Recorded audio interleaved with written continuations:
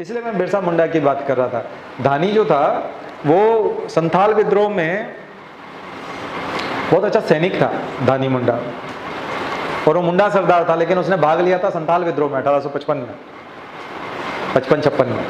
और संथाल बहुत अच्छे से लड़े थे, अंग्रेजों को पानी पिला दिया था उन्होंने। अंग्रेजों में इतना डर बैठ गया था कि एक झोंपड़ी में संथाल की लाश पड़ी हुई थी, मर गया था संथाल सैनिक।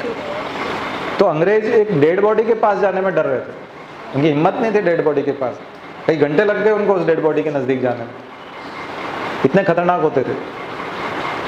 पर उस आदमी ने 1856 में तय कर लिया है कि 1894 के आसपास, यानी 40 साल बाद,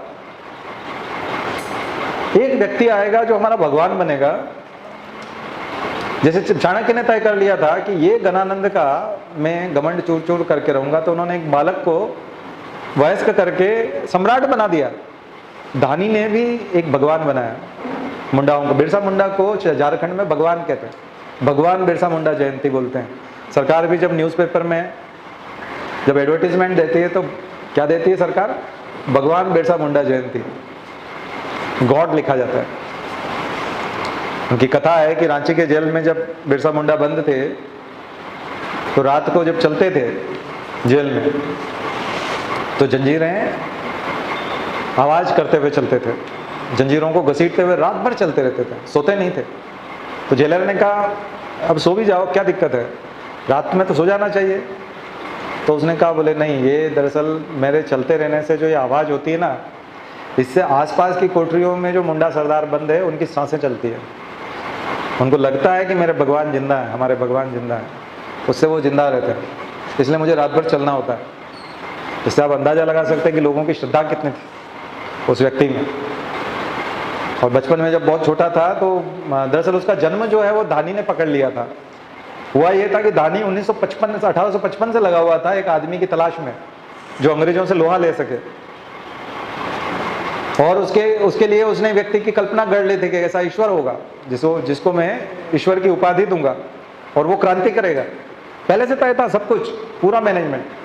और क्या किया उसने, 40 साल तक एक ही काम किया, जंगल में जाता था, लोहे को पिघलाता था, लोहे के तीर बनाता था, ठोक ठोक के तीखे तीखे तीर बनाता था, और जड़ी बूटियां जहरीली वाली इकट्ठी कर लेता था और एक कढ़ाई में उनको उबालता था और उनको तीरों को जहर में डुबो देता था।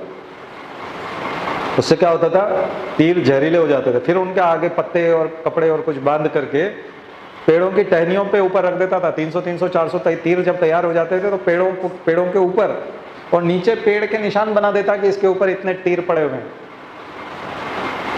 उसको मालूम था 40 साल बाद जब क्रांति होगी और बहुत सारे सैनिक जब इन पेड़ों पे बैठ करके इन तीरों को निकालेंगे तो जो अंग्रेज इन रास्तों से आएंगे उन सबको तीर लगेंगे जहर वाले। उसकी तैयारी 40 साल तक एक व्यक्ति ने की, वो चाणक्य था बिरसा का। और बिरसा का जब जन्म हुआ तब उसने पहले से घोषणा कर दी, मुंडाओं के घर में जब ऐसा ऐसा समय रहेगा, ये मौसम रहेगा और ऐसी परिस्थितियां पैदा रहेंगी प्रकृति में, उस समय में जिस बच्चे का जन्म होगा वो हमारा भगवान होगा। तो सब लोग जिनके बच्चे के जन्म होते थे ना, वो सब अपने बच्चों को धानी से बचाते फिरते थे कि कहीं ये उसको भगवान ना बना दे, क्योंकि भगवान बन गया तो उसको मरना है फिर, क्योंकि उसको युद्ध लड़ना है, अंग्रेजों से लड़ना है। अंग्रेजों से लड़ने के लिए कौन अपना बच्चा देगा। लेकिन बिरसा के माँ बाप पकड़ा गए, परिस्थितियां भी धानी की बताई हुई थी और धानी को पता चल गया, छुपाया गया बिरसा को बहुत। चाईबासा के पास एक स्कूल में डाला, क्रिश्चियन धर्म धारण कर लिया पिता ने धानी से बचने के लिए क्रिश्चियन बन गया और एक क्रिश्चियन स्कूल में जो है बिरसा को डाल दिया। पर वो स्कूल के जो रेस्ट होती थी, बीच का जो गैप होता था, उसमें पहुंच जाता था धानी और उस बच्चे को बुला के कहता था तुम हमारे भगवान हो। उसका ब्रेन वॉश करता था, कल बताया था ना, ये गुरु लोग ऐसे ही है, सारे ब्रेन वॉश करते हैं, फिर उसकी मति पूरी बदल देते हैं। आप लोगों का भी कुछ हो रहा है कि नहीं? तो ब्रेन वॉश करता था और क्या करता था, उसको कहता था कि आप जो है हमारे भगवान हैं और आप अंग्रेजों से लड़ेंगे। वो भाग डर जाता था, बच्चा समझता नहीं था। माँ बाप जब परेशान हो गए तो स्कूल से भी निकलवा के उन्होंने बच्चे को, उसकी बहन की शादी जहाँ कर रखी थी, जीजा के पास भेज दिया। वहाँ बकरी चराता था, एक बार उसके टाइगर भी आ गया, वहाँ उसको घायल कर गया। कई बार तेंदुए आक्रमण कर देते थे, वो बकरी चराने जाता था। फिर उसको जब बहुत ज़्यादा जान पे बनाई तो फिर उसको वापस लेके आए। और बिरसा जब छोटा था, 4-5 साल का था, तब उसकी माँ को कहता था, माँ मैं जो बड़ा हो जाऊंगा तो 2 बोरी नमक लाऊंगा। नमक जो था वो सबसे महंगी वस्तु थी झारखंड में। कोदो कुटकी जो खाते थे लोग, वो लोग बिना नमक के खाते थे। त्योहार के दिन आदिवासियों में नमक मिलता था खाने को, जब बहुत त्योहार होता था तब नमक डाल के खाने की परंपरा थी। तो उसने माँ से क्या शब्द कहे थे, बड़ा हो जाऊंगा तो क्या करूंगा, 2 बोरी नमक लेके आऊंगा। ये उस बच्चे का संकल्प था। इससे अंदाजा लगा सकते हैं उस समय की गरीबी और नमक के टैक्स और अंग्रेजों के अत्याचार की। फिर क्या हुआ, समय बीतता गया, दानी हमेशा उसके पीछे रहा। लेकिन एक दिन बिरसा गरीबी से भी तंग आ गया था और परिस्थितियां, हालात ऐसे बन गए थे, जंगल में अपने मवेशी चराने के लिए गया था। तो ये जुलाई अगस्त का मौसम रहा होगा, बड़ा आंधी तूफान और बारिश का मौसम था। बिरसा को पता नहीं क्या सूझा, उसने दोनों हाथ उठाए, जंगल में बिजलियां चल रही थी, कौंध रही थी और भारी वर्षा होने वाली थी। बिरसा ने दोनों हाथ उठाए और चिल्ला करके कहा, हाँ मैं मुंडाओं का भगवान हूँ और मैं उनका उद्धार करने के लिए आया हूँ और मैं अंग्रेजों से लड़ूंगा। बस धानी पता नहीं उसके पीछे ही रहता था, वो नाच उठा। उसने कहा उसको इसी चीज़ की तो जरूरत थी। फिर देखो उसने से घोषणा कर दी, हमको हमारे भगवान मिल गए, बिरसा हमारे भगवान हैं।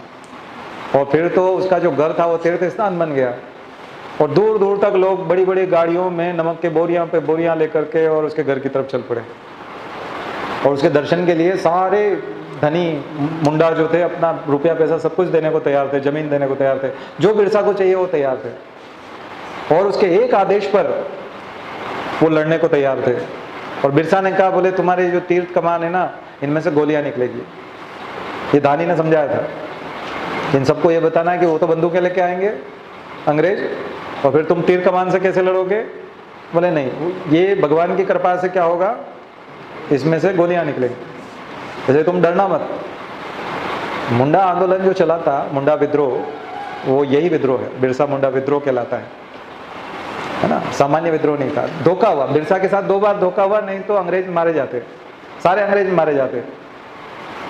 एक तो जेल में उसका जो दोस्त था, डिप्टी सुपरिटेंडेंट, जेल का सुपरिटेंडेंट जो था, वो 5वीं तक उसके साथ पढ़ा था चाय बादशाह के स्कूल में, तो उसका क्लासमेट था, उसी ने धोखा दे दिया, उसको जहर दे दिया।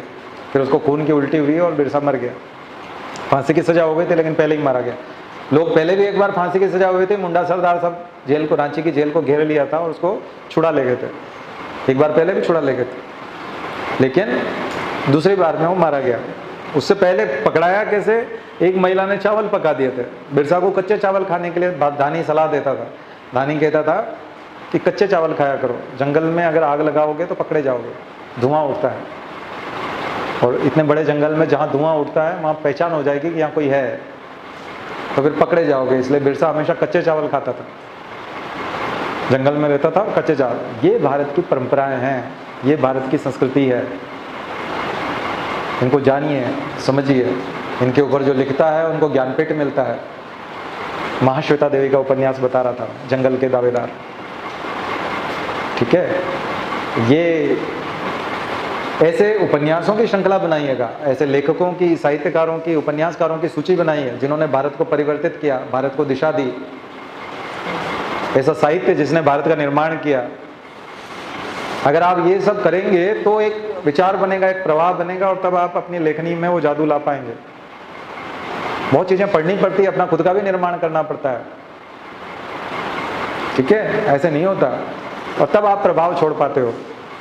बहुत अधकचरे एडमिनिस्ट्रेटिव ऑफिसर हैं जिनका न तो कोई विजन है, न उनका कोई काम करने का तरीका है। वो कभी भी करप्ट हो जाते हैं, कभी भी ईमानदार हो जाते हैं, न तो सूझ पड़ती है, दबाव में आ जाते हैं, समझौता कर लेते हैं, डर जाते हैं, है ना। कोई भी पॉलिटिशियन डरा देता है, विधायक जैसा सड़ा सा आदमी डरा देता है, पार्षद डरा देता है, पार्षदों को जी जी करते फिरते हैं। ऐसे कलेक्टर देखे हमने, कोई औकात नहीं है उनकी, घटिया आईएएस हैं वो, कलंक है आईएएस के नाम पे। विधायकों से उनको रिपोर्टिंग चाहिए सही, मुख्यमंत्री तो बहुत बड़ी चीज हो जाती है उनके लिए। केवल आईएएस आईपीएस बन जाने से नहीं होगा, प्रभावी बनना पड़ेगा। सामाजिक परिवर्तन के लिए सूत्रधार बनने की स्थिति में होना चाहिए, क्योंकि मिनिमम क्वालिफिकेशन तो पॉलिटिशियंस के लिए तो रखी नहीं है, वो तो घटिया है। पॉलिटिशियन तो एक से एक मूर्ख आदमी है, एक नंबर के निहायत जानवर हैं, उनके उनके रिकॉर्ड देखिए, सारे के सारे क्रिमिनल हैं, हिंसा कर रखी है उन्होंने, अपराध कर रखे हैं, महिलाओं के प्रति कितने अपराध हैं उनके। ऐसे घटिया लोगों की अगर नुमाइंदगी करेंगे तो अगर आप संस्कृति के मामले में और उस रूप में अगर समृद्ध नहीं होंगे और दिमाग आपका ठीक ठाक नहीं होगा और अगर धर्म को आप आधार नहीं बनाएंगे तो आप यूज हो जाएंगे, उनके लिए यूज हो जाएंगे, एक टूल बन जाएंगे, उनका खिलौना बन जाएंगे। आप आपके माध्यम से वो कुकर्म करा लेंगे, करप्शन करा लेंगे आपके माध्यम से। आप करते रहिए करप्शन। ऐसी तो भीड़ पड़ी है, हम यहाँ से ऐसी भीड़ नहीं जाने देना चाहते। हम चाहते हैं हमारे यहाँ का बच्चा जब IAS बने, फील्ड में जाए, प्रशासन में आप जाएं तो आप जोरदार आदमी हो, आप दबंग आदमी हो, आप योद्धा की तरह जाएं। आपके सामने किसी पॉलिटिशियन की आंख मिलाने की हिम्मत ना हो, आपसे बात करने से पहले उसको खूब तैयारी करनी पड़े, पढ़ के आना पड़े। आई ना बात समझ में? वैसे अनीति से लोहा लेने वाले, अनीति के खिलाफ आवाज उठाने वाले ऐसे योद्धाओं की आवश्यकता है, और इसी के लिए हमने सारी नौकरियां छोड़ करके ऐसे योद्धाओं को तैयार करने के लिए ये रास्ता चुना है। अगर आप इसमें आना चाहते हैं तो हम आपकी किस हद तक मदद करेंगे आप खुद कल्पना नहीं कर सकते, है ना। हम आपकी बहुत ज़्यादा हद तक मदद कर सकते हैं, किसी भी हद तक मदद कर सकते हैं, पर वो भाव विकसित करना पड़ेंगे, और हमको जहाँ जहाँ ऐसे भाव दिखेंगे उनकी हम किसी भी हद तक मदद करेंगे। ठीक है, तो चलिए आज बात इतनी करते हैं।